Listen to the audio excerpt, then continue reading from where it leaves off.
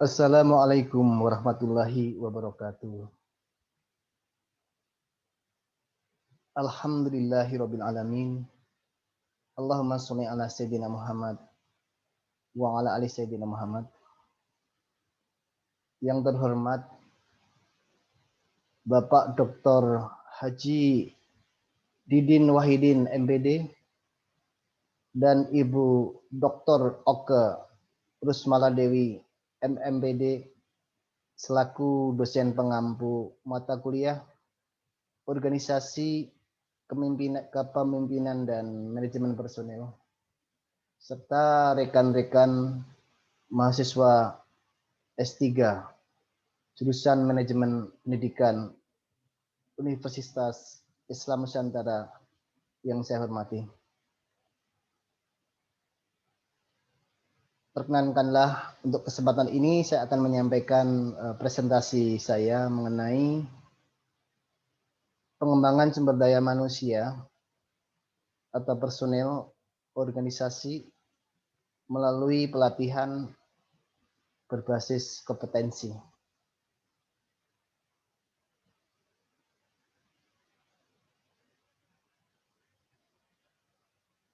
Tujuan daripada tema ini adalah mengenal pengembangan sumber daya manusia melalui pelatihan berbasis kompetensi dan mengenal dimensi kompetensi. Manfaat pelatihan dapat menerapkan pengembangan sumber daya manusia melalui cara yang benar, yaitu lembaga pelatihan berbasis kompetensi. Latar belakang, sumber daya manusia yang kompeten sangat diperlukan oleh setiap organisasi atau lembaga, baik itu lembaga pemerintah maupun swasta. Karena sumber daya manusia yang kompeten dapat memiliki kinerja yang baik, produktif, efisien, berkualitas. Untuk memperoleh sumber daya manusia yang kompeten, dapat melalui pelatihan pada lembaga pelatihan yang menerapkan kurikulum berbasis kompetensi yang ditetapkan oleh Menteri Ketenagakerjaan Republik Indonesia. Diamanatkan pada Undang-Undang Nomor 13 Tahun 2003 tentang Ketenagakerjaan Bab 5 tentang pelatihan kerja pada pasal 9 bahwa pelatihan kerja diselenggarakan dan diarahkan untuk membekali, meningkatkan, dan mengembangkan kompetensi kerja guna meningkatkan kemampuan, produktivitas, dan kesejahteraan. Kemudian pada pasal 10 ayat 2 disebutkan bahwa pelatihan kerja diselenggarakan berdasarkan program pelatihan yang mengacu pada standar kompetensi kerja. Jadi sudah diamanatkan dalam undang-undang dan juga sudah dibuatkan atau ditetapkan oleh Kementerian Tenaga adanya kurikulum yang sangat cocok buat pengembangan sumber daya manusia dari semua level staff, supervisor, manager, direktur, semuanya sudah ada kurikulumnya. Kemudian definisi-definisi yang perlu diketahui oleh kita semua. Pengembangan SDM adalah segala aktivitas yang dilakukan oleh organisasi dalam memfasilitasi pegawai agar memiliki pengetahuan, keahlian, dan atau sikap yang dibutuhkan dalam menangani pekerjaan saat ini atau yang akan datang. Kemudian kompetensi kerja adalah kemampuan terkait dengan pengetahuan atau knowledge, keterampilan atau skill, dan sikap atau attitude yang berguna untuk mencapai produktivitas, efektif, efisien, dan berkualitas yang bisa dipakai untuk melaksanakan pekerjaan tertentu. Kemudian definisi pelatihan berbasis kompetensi yang selanjutnya disingkat PBK adalah pelatihan kerja yang menitik beratkan pada penguasaan kemampuan kerja yang mencakup pengetahuan, keterampilan, dan sikap sesuai dengan standar yang ditetapkan dan persyaratan di tempat kerja. Regulasi yang menyangkut pengembangan SDM yaitu ada lumayan banyak ya, dari Undang-Undang Tenaga Kerjaan, kemudian tentang Badan Nasional Sertifikasi Profesi, kemudian tentang Sistem Pelatihan Kerja Nasional, kemudian tentang Kerangka Kualifikasi Nasional Indonesia, kemudian tentang Program Pedoman Penyelenggaraan Pelatihan Berbasis Kompetensi, kemudian tentang Pedoman Penerapan Kerangka Kualifikasi Nasional Indonesia, tentang Sistem Standarisasi Kompetensi Kerja Indonesia, tentang tata cara penetapan standar kompetensi kerja nasional Indonesia, dan juga pedoman penyusunan program pelatihan berbasis kompetensi.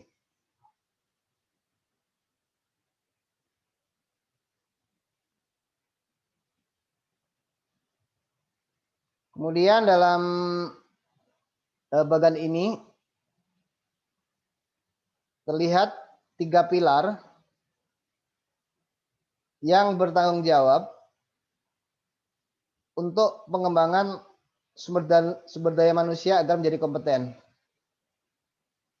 Yang pertama adalah lembaga pemerintahan yang membuat kebijakan berupa standar kompetensi kerja nasional Indonesia. Kemudian lembaga diklat yang sudah terakreditasi, yang diakreditasi oleh lembaga akreditasi LPK, kemudian BNSP.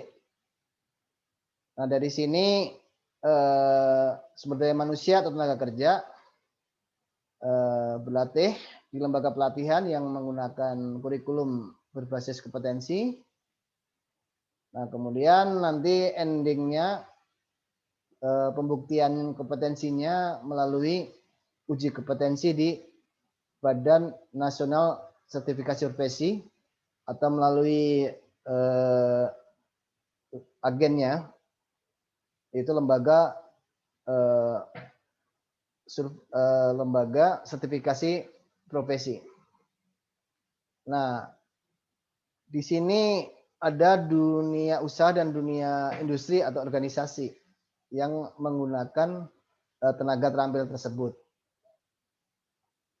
Jadi jelas ya, dari bagian ini ada 3 pilar. Pertama adalah lembaga negara yang menetapkan KKNI dan SKKNI yang digunakan oleh lembaga diklat.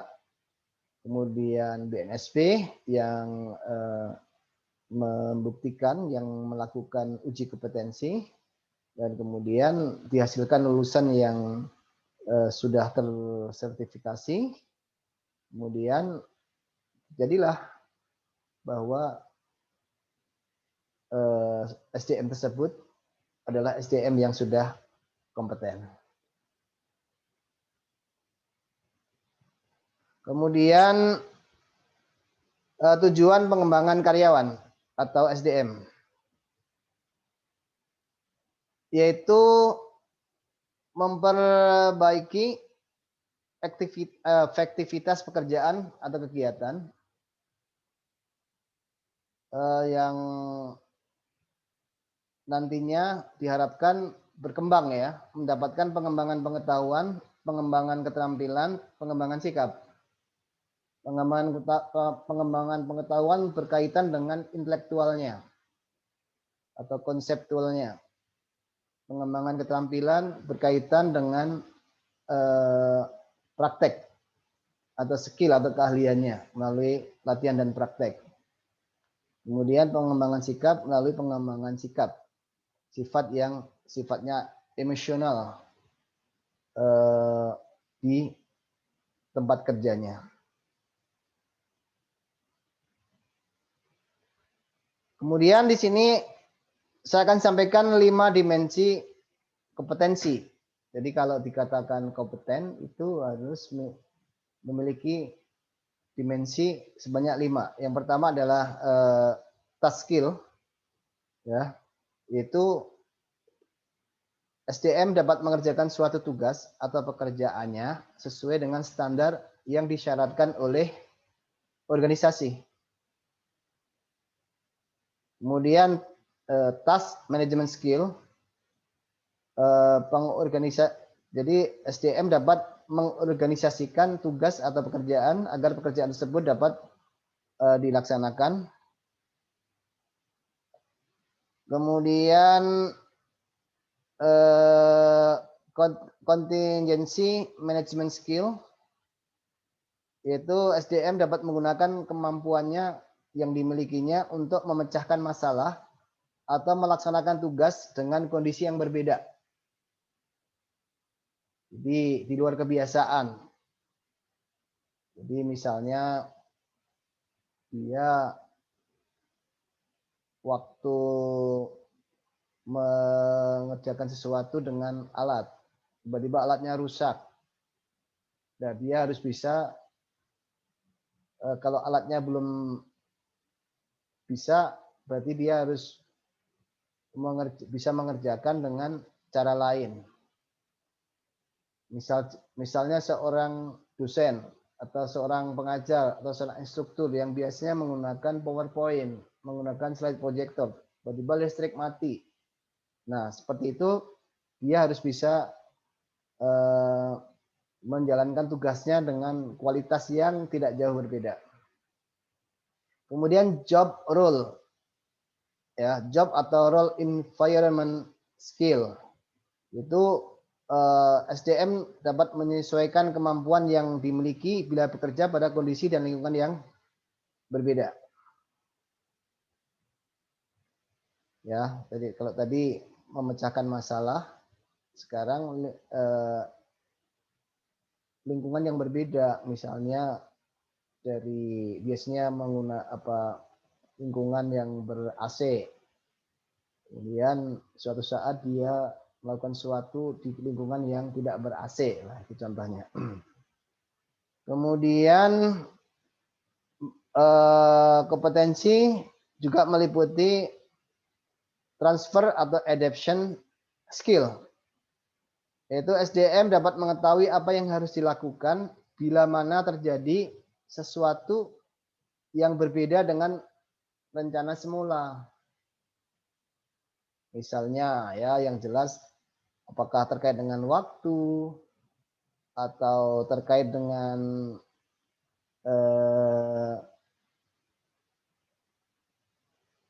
jumlah peserta atau audiens dan lain-lain. Kemudian prinsip dasar pelatihan berbasis kompetensi ada 6, ya, sebagaimana yang terdapat pada Permenaker Trans nomor 8 tahun 2014, yaitu pelatihan dilaksanakan berdasarkan hasil identifikasi kebutuhan pelatihan. Jadi sebelum mengadakan pelatihan sebaiknya di SDM tersebut diidentifikasi dulu current skill, knowledge, dan attitude-nya seperti apa, kemudian yang dibutuhkan yang akan dikembangkan seperti apa. Nah, nanti akan didapat gap-nya. Jadi harus melalui identifikasi terlebih dahulu sehingga nanti ditemukan kebutuhan pelatihan seperti apa. Kemudian pengakuan terhadap kompetensi yang telah dimiliki. Kemudian berpusat kepada peserta pelatihan dan bersifat individual. Kemudian multi entry, multi exit. Kemudian setiap peserta pelatihan dinilai berdasarkan pencapaian kompetensi sesuai dengan standar kompetensi. Kemudian nomor 6 dilaksanakan oleh lembaga pelatihan yang terregistrasi atau terakreditasi nasional. Nah, sekarang gimana proses pengembangan karyawan atau SDM? Itu ada tahapan-tahapan. Pertama, penentuan kebutuhan.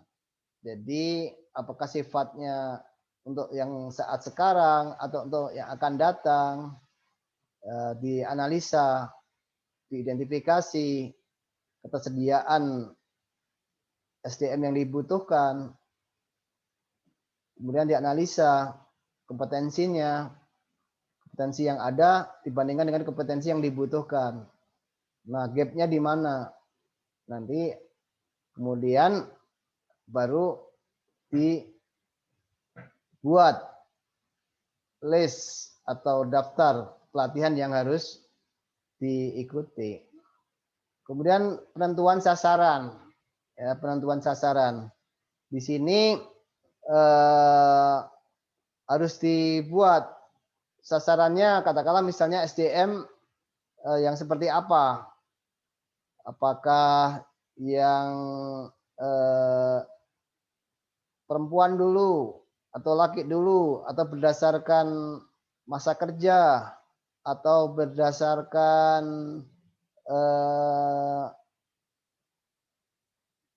prestasi, atau berdasarkan misalnya kebutuhan yang apa ya? Jadi dari kebutuhan yang sudah dipetakan, tapi SDM-nya yang mana nih yang harus diinikan dulu? Apakah berdasarkan umur, atau berdasarkan lama kerja, atau berdasarkan gender, atau berdasarkan apa aja? Itu harus ditentukan. Kemudian penetapan isi program. Ya, jadi program-programnya harus ditetapkan. Kemudian baru diidentifikasi prinsip-prinsip belajar yang seperti apa, lembaganya, ya. Yang jelas harus dipilih lembaga yang menerapkan kurikulum berbasis kompetensi. Kemudian dilaksanakan program pelatihan, kemudian dilakukan penilaian pelaksanaan program. Jadi setiap akhir pelatihan harus dibuat penilaian apakah berhasil atau tidak berhasil. Dan kesimpulannya, untuk mengembangkan sumber daya manusia agar kompeten dapat melalui pelatihan pada lembaga pelatihan yang menerapkan kurikulum berbasis kompetensi yang ditetapkan oleh Menteri Ketenagakerjaan Republik Indonesia, dan juga sebagaimana diamanatkan pada Undang-Undang Nomor 13 Tahun 2003 tentang Ketenagakerjaan, bahwa pelatihan kerja diselenggarakan berdasarkan program pelatihan yang mengacu pada standar kompetensi kerja. Demikian presentasi saya.